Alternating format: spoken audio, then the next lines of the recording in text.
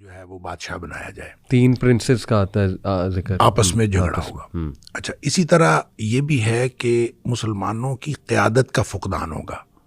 اچھا, اور اس میں یہ بھی ہے کہ مسلمان جو ہیں حج کے موقع پر اکٹھے ہوں گے اور حج کے موقع پر آپس میں گفتگو کر رہے ہوں گے کہ کس طرح سے ہمیں قائد ملے. تو ان کو اس دوران, حج کے دوران جو ہے یہ محسوس ہوگا کہ جس کو ہم قیادت دینا چاہتے ہیں وہ شخص یہاں کہیں موجود ہے, اور پھر کوشش کریں گے کہ وہ ان کو ڈھونڈ لیں. اور اس میں پھر تفصیل آتی ہے کہ وہ مکہ میں کوشش کریں گے ڈھونڈنے کی, تو وہ جو شخص جس کو ڈھونڈ رہے ہوں گے محمد بن عبداللہ, نبی پاک صلی اللہ علیہ وسلم نے فرمایا اس کا نام میرے نام پر ہوگا, اس کی ولدیت میری ولدیت کے اوپر ہوگی. بالکل صحیح. اور وہ حسنی سید ہوگا, اور اس کو جو ہے یعنی حضرت حسن رضی اللہ تعالیٰ عنہ کی اولاد میں سے ہوگا. اچھا, اس کو لوگ ڈھونڈ رہے ہوں گے, وہ مدینہ چلا جائے گا, پھر لوگ مدینہ جائیں گے, پھر وہ واپس جو ہے مکہ آ جائے گا. اچھا, یہ جو امام مہدی کا پھر بالآخر ان کو جب وہ پا لیں گے تو وہ موقع ہوگا کہ وہ حجر اسود کے قریب وہ موجود ہوگا, بلکہ ملتزم کے ساتھ وہ چمٹا ہوا ہوگا جب لوگ اس کو ڈھونڈ لیں گے. اچھا, اس کو ڈھونڈ لیں گے تو وہیں پہ گفتگو شروع ہو جائے گی کہ آپ کی ہم بیعت کرنا چاہتے ہیں. اچھا, حدیث کے جو الفاظ ہیں نا, اس سے یہ پتہ چلتا ہے کہ امام مہدی اپنے ظہور سے قبل وہ کوئی ایکسٹرا آرڈنری شخصیت نہیں ہوں گے. صحیح. یعنی پہلے بالکل عام آدمی ہوں گے, کسی کو نہیں پتا ہوگا کہ یہ امام مہدی ہو سکتے ہیں یا کوئی سا, کیونکہ حدیث میں الفاظ ہیں کہ جب بیعت ہوگی نا تو وہ کہیں گے کہ میں پھر جہاد پہ بیعت لوں گا. اچھا, لوگ تیار ہو جائیں گے بیعت کرنے کے لیے. اس پر نبی اکرم صلی اللہ علیہ وسلم فرمایا فَيُصْلِحُ اللَّهُ فِي لَيْلَةٍ, اللہ تعالیٰ ایک ہی رات میں ان کو صلاحیتیں عطا فرما دے گا. صحیح. یعنی وہ جو باصلاحیت بنیں گے, بالکل ٹھیک, تو وہ ایک ہی رات میں اللہ کی طرف سے ان کو صلاحیتیں عطا ہوں گی. تو اچھا, اس موقع پر نبی کریم صلی اللہ علیہ وسلم نے فرمایا مسلمان 3 حصوں میں تقسیم ہو جائیں. اچھا, اس میں ایک حصہ مسلمانوں کا وہ ہوگا جنہوں نے امام مہدی کو ماننا ہی نہیں, اور ان کے بارے میں نبی پاک صلی اللہ علیہ وسلم فرمایا ان کا ایمان کے ساتھ کوئی تعلق ہی نہیں ہے. دوسرا حصہ یعنی 3 میں سے دوسرا حصہ وہ ہوگا جو لڑائیوں میں شہید ہو جائیں گے. ٹھیک. نبی پاک صلی اللہ علیہ وسلم فرمایا روئے زمین کے بہترین شہداء ہوں گے. اللہ. اس کے بارے میں بعض روایتوں میں یہ بھی آتا ہے کہ اتنی زیادہ جو ہے وہ قتل عام ہوگا اور اتنی زیادہ شہادتیں ہوں گی کہ بعض روایتوں میں اس طرح ہے کہ ایک آدمی کے 100 بیٹے ہوں گے, 99 شہید ہو جائیں گے اور ایک بچے گا. یعنی اس کا مطلب اتنے بڑے پیمانے پر جو ہے وہ شہادتیں ہوں گی. اور ان کے بارے میں نبی پاک صلی اللہ علیہ وسلم فرمایا کہ یہ روئے زمین کے بہترین شہداء ہوں گے. ایک حصہ جو بچے گا ان کے بارے میں نبی کریم صلی اللہ علیہ وسلم نے فرمایا اس کے بعد ان کو کوئی چیز, کوئی فتنہ ان کے ایمان کو خراب نہیں کر سکے گا, وہ بہترین مومن ہوں گے.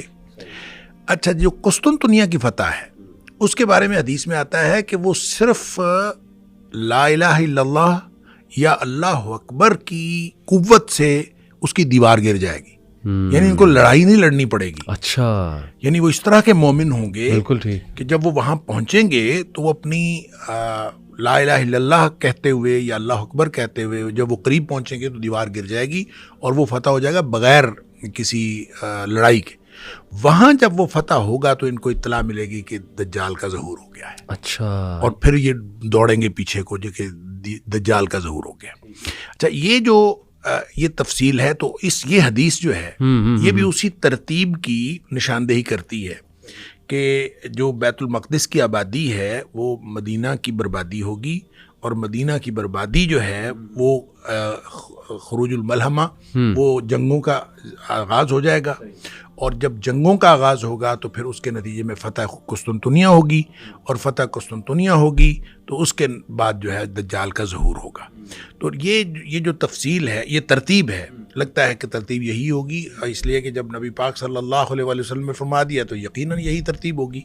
تو اس میں ایک بات بہرحال میں جو آپ نے کہا کہ بیت المقدس کی آبادی سے کیا مراد ہے اور بربادی سے کیا مراد ہے, دیکھیں اس کا ایک تو مطلب یہ ہے کہ ہمیں جو سمجھ آتی ہے کہ بیت المقدس جو ہے وہ اس کے اندر جتنی خرابیاں ہیں, جتنے وہاں پہ کیوس ہے, وہ ختم ہو جائے گا. آبادی سے مراد یہ ہے. اچھا. اور यहाँ की बर्बादी से मुराद है जितना यहाँ पे अमन है ये ख़त्म हो जाएगा। अच्छा ठीक है, ख़राब है ना, ख़राब, ठीक है, ठीक है, ख़राब यसरब, हदीस के अल्फाज है ख़राब। सही हो। अब ख़राबी किसी भी तरह की हो सकती है, वो एडमिनिस्ट्रेटिव ख़राबी हो सकती है, मैनेजरियल ख़राबी हो सकती है, वो निज़ाम की ख़राबी हो सकती है, वो लोगों के ईमान की ख़राबी हो सकती है। वैसे तो नबी पाक सल्लल्लाहु अलैहि वसल्लम फरमाया फितनों के दौर में ईमान जो है वो हिजाज के अंदर सुकड़ के आ जाएगा। जिस तरह से सांप जो है सुकड़ के अपनी बिल में घुस जाता है, इस तरह से ईमान सुकड़ के हिजाज में आ जाएगा। हिजाज यानी मक्का मदीना? मक्का और मदीना। अच्छा। तो इस जब मक्का और मदीना में ईमान आ जाएगा तो इसका मतलब है ईमानी खराबी तो नहीं होगी, किसी और तरह की खराबी होगी, कोई बद इंतजामी हो जाएगी, कोई लड़ाई हो जाएगी, कोई सियासी इशू हो जाएगा, कोई इस तरह का इशू होगा। और उस इशू के बाद जंगें शुरू हो जाएंगी। ठीक। अब वो जो जंगें शुरू होंगी, जो भी क़यादत का फुकदान होगा। मैं जब पहली दफ़ा एक हज पे गया तो वहाँ मुझे पता चला कि वहाँ हर हज के ऊपर एक कॉन्फ्रेंस होती है और पूरी दुनिया के उलमा आते हैं। सही। और मैंने वो जब वो मोतमर हज जो है वो मैंने देखी तो मुझे फ़ौरन ये हदीस याद आई कि नबी करीम सल्लल्लाहु अलैहि वसल्लम फरमाया हज के मौके पर इमाम महदी का ज़हूर होगा और क़यादत का फुकदान होगा, उलमा आपस में बात कर रहे होंगे। तो मैंने कहा उसकी बुनियाद ये पड़ चुकी है गोया कि हज के मौके पर पूरी दुनिया के उलमा इकट्ठे होते हैं, तो जब कभी क़यादत का फुकदान होगा और इस तरह की डिस्कशन होगी तो उसके नतीजे में इमाम महदी का ज़हूर भी होगा। तो जब इमाम महदी का ज़हूर हो जाएगा तो फिर बहरहाल लड़ाइयाँ होंगी, और वो लड़ाइयाँ कितनी हैं? खुरूजुल मलहमा, मलहमा से मुराद बहुत बड़ी जंगें, जंगों का ज़हूर, और वो कितनी होनी है अल्लाह को मालूम है, कितना अरसा होनी है अल्लाह को मालूम है। ये वो इंटरप्रिटेशन है जो हमारी समझ में आती है। वैसे मैं इन सारी बातों के बारे में जो मुस्तकबिल के हवाले से नबी अकरम सल्लल्लाहु अलैहि वसल्लम ने फरमाई उसके बारे में मैं हमेशा ये बात अर्ज़ किया करता हूँ कि हमें उसके बारे में हतमी तयन की बात नहीं करनी चाहिए, और हतमी तयन किया भी नहीं जा सकता। हो सकता है नबी करीम सल्लल्लाहु अलैहि वसल्लम ने कोई बात तमसीली अंदाज में फरमाई हो सकता है कोई बात हकीकी अंदाज में फरमाई हो। वो हकीकी हो या तमसीली हो, हम ना उसके वक्त का तयन कर सकते हैं और ना उसकी नौइयत का हकीकी तयन कर सकते हैं।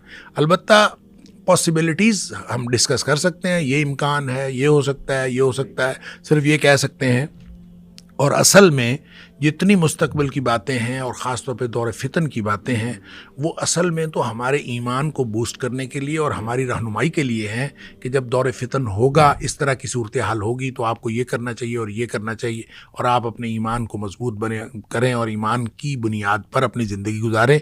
असल में तो हमारे लिए ये रहनुमाई है। बाकी रही बात वाक़यात के तयन की तो उसका हतमी तयन नहीं किया जा सकता। अच्छा शेख, ये कुस्तुनतुनिया जो कि करंट इस्तांबुल है, ये आपने भी कहा कि हमारे हाथ से चला जाएगा, किसके हाथ में जाएगा? ये जो हदीस में समझ आती है ना, ये ईसाइयों के हाथ में जाएगा, क्रिश्चियंस उसके ऊपर जो है काबिज होंगे। अब देखें शाम का जो पूरा हिस्सा है जी, इसके बारे में जो फ़लस्तीन है ख़ास तौर पे, मुल्क शाम के बारे में नबी पाक सल्लल्लाहु अलैहि वसल्लम तो शाम एज ए होल बात की, और उसमें ज़ाहिर है जितनी मतलब बहरा तबरिया की बात होती है या बागात की बात होती है तो ये ज़्यादातर फ़लस्तीन की सरज़मीन के ऊपर है, लेकिन बहरहाल ये शाम का हिस्सा है। तो इन सारी चीज़ों की जो का तज़किरा आता है तो इसका मतलब ये है कि जो असल यानी मेन जो लड़ाई का मरकज़ होगा वो फ़लस्तीन होगा जो अर्ज़ शाम का हिस्सा है। और इसमें जो दज्जाल के बारे में भी आता है, हज़रत ईसा अलैहिस्सलाम जब आएंगे तो वो आके उसको दज्जाल को कत्ल करेंगे तो बाबे लुद के करीब उसको पकड़ेंगे, और बाबे लुद जो है वो भी फ़लस्तीन में है।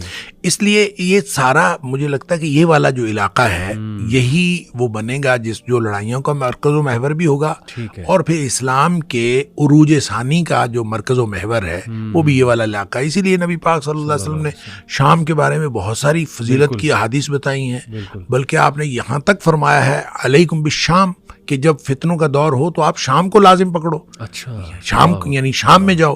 और फिर आपने ये भी फरमाया कि जब शाम वाले लोग जो हैं बिगाड़ का शिकार हो जाएं तो फला खैर फीकुम, फिर उसके बाद तुम्हारे अंदर कोई खैर बाकी नहीं रहेगी। यानी शाम के अंदर अगर हालात خراب ہو جائیں تو تمہارے اندر کوئی خیر باقی نہیں رہے.